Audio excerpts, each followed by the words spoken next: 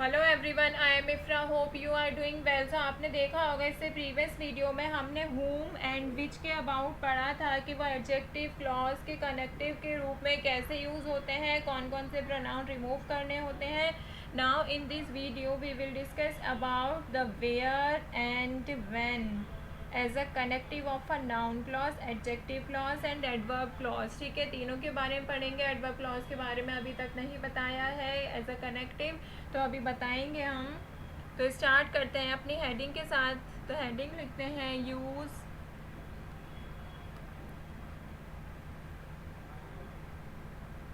Where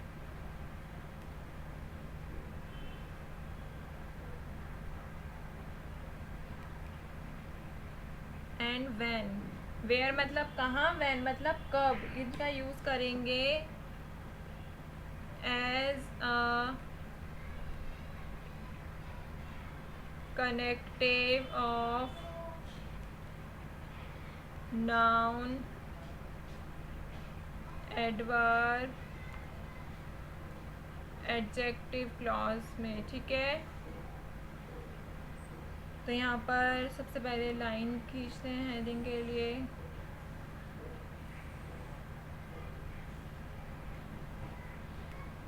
तो start करते हैं। ये है एफ।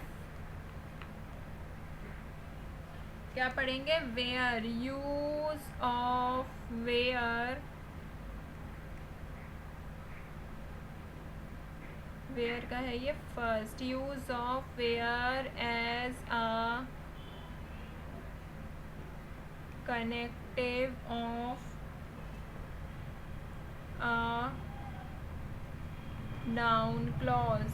ठीक है, तो सबसे पहले हम क्या पढ़ रहे हैं? एफ का फर्स्ट कि हम वेयर का यूज़ कब करेंगे as a connective of a noun clause. तो मैं इसको लिखवा देती हूँ कि कब यूज़ करते हैं।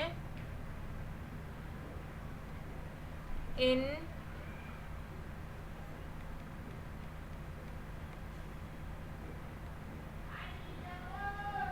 Place of somewhere.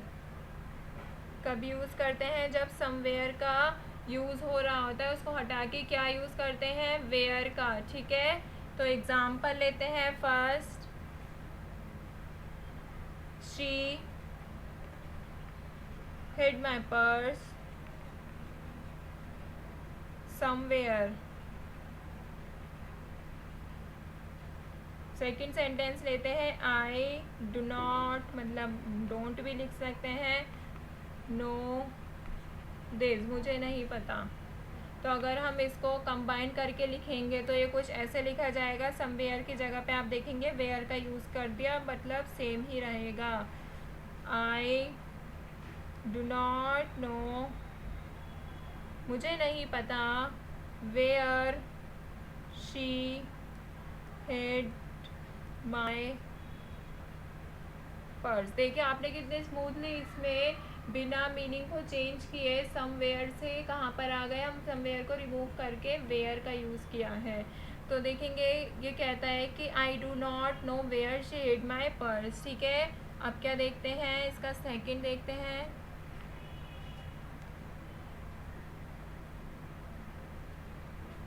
Use where as a connective of an adjective. अभी हमने नाउन क्लॉज पढ़ा था, अब क्या पढ़ेंगे? As an adjective clause. ठीक है, तो अपना एग्जाम्पल लेते हैं। That is the place, sorry that लिख कह रही हूँ, दिस इज द प्लेस, ये जगह है। द एक्सीडेंट टुक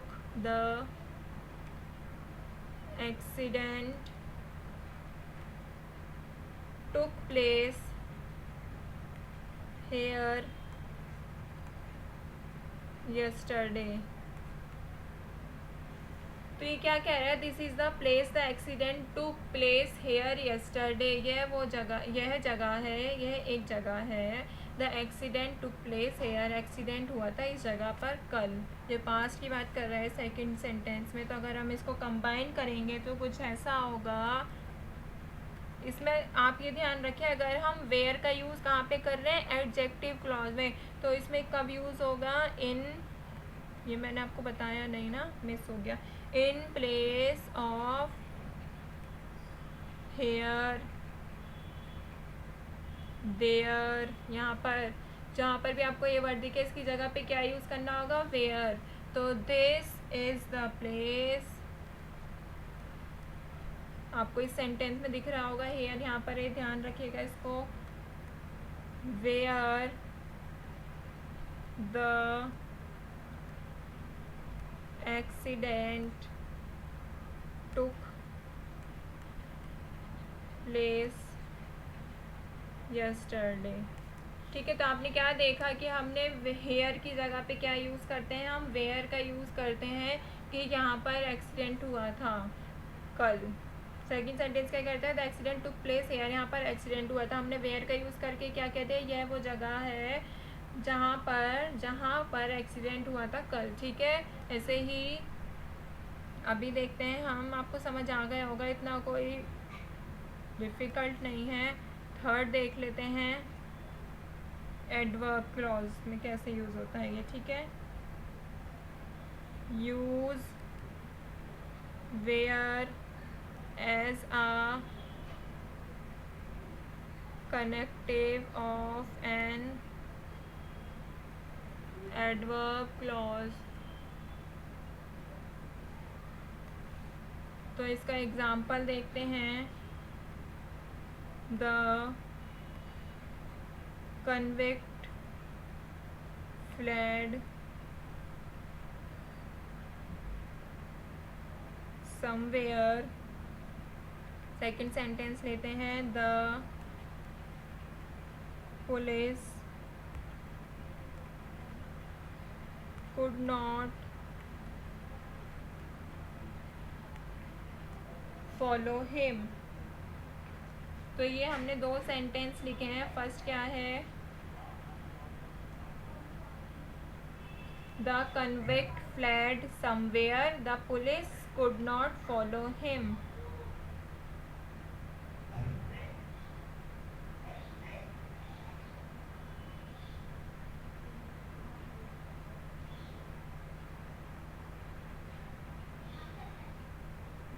तो अगर हम इसका मीनिंग देखते हैं, ट्रांसलेट करते हैं, तो क्या होगा, द कन्विक्ट फ्लैड समवेयर, अपराधी कहीं भाग गया, the police could not follow him, police उसका फॉलो मतलब पकड़ नहीं पाई है मान लीजिए। तो अगर मैं इसको कंबाइन करूँगी तो न्यू सेंटेंस कैसे बन के आएगा, समवेयर है, समवेयर की जगह क्या बताया था, वेयर का यूज़ करना है। तो आप इसको ध्यान से देखिए, the police could not follow, the police could not follow where the convict fled। ठीक है, तो इसमें समवेयर की, इसमें क्या बोला है, वो कहीं चला गया। तो कहाँ चला गया, the police could not follow where the convict fled. ठीक है, इसी तरह हमने तीनों कवर कर लिए। नेक्स्ट वीडियो में पढ़ते हैं।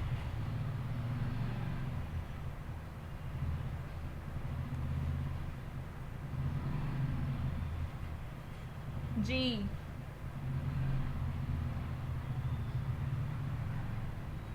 यूज when as a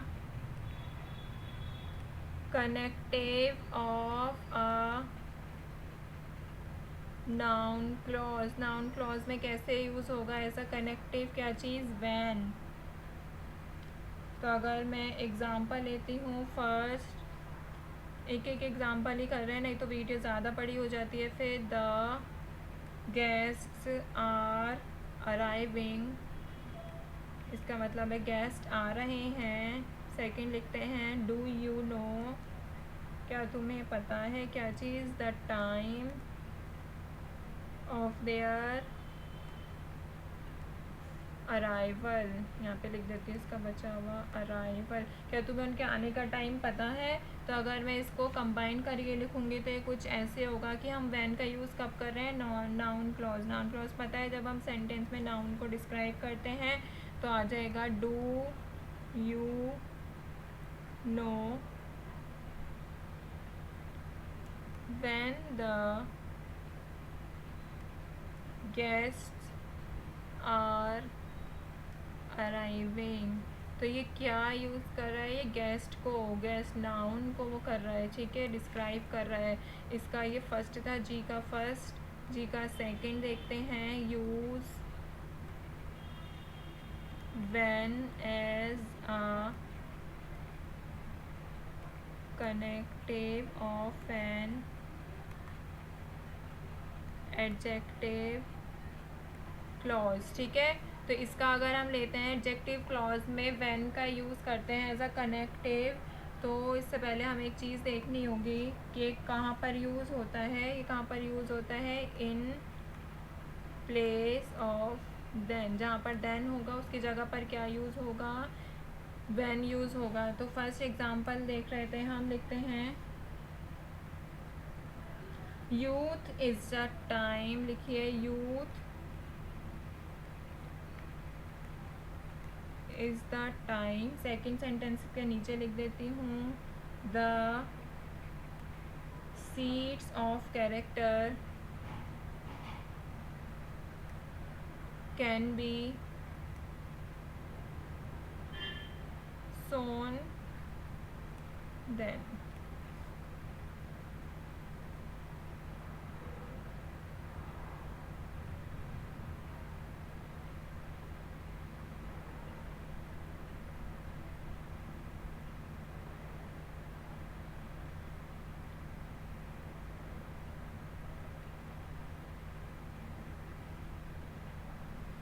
तो अगर हम देखते हैं first sentence, youth is the time. Youth is the time मतलब यूथ होता है युवावस्था, मतलब जब हम एटलीस्ट युवा सिचुएशन में होते, युवा उसमें होते हैं, जब हम बड़े होते हैं, जवान होते हैं, उसको बोलते हैं युवावस्था। तो यूथ इज़ द टाइम, युवावस्था ही वह समय है जब मतलब कैरेक्टर का बीज बोया जा सकता है। बोलते हैं ना यूथ अगर अच्छा है तो आगे हमारा फ्यूचर अच्छा होता है।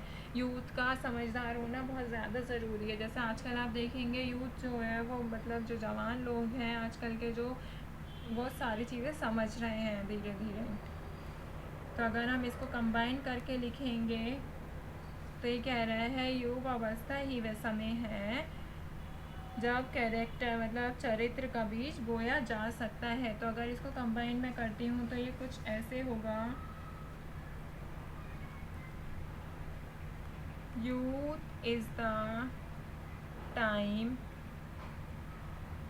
when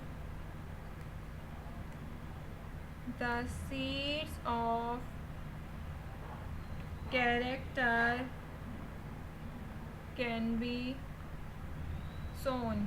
तो आप देखेंगे एडजेक्टिव क्लॉज में क्या करता है, ये नाउन और प्रोनाउन को मॉडिफाई कर रहा है, ठीक है। ये किसको मॉडिफाई कर रहा है, ये यूथ को मॉडिफाई कर रहा है।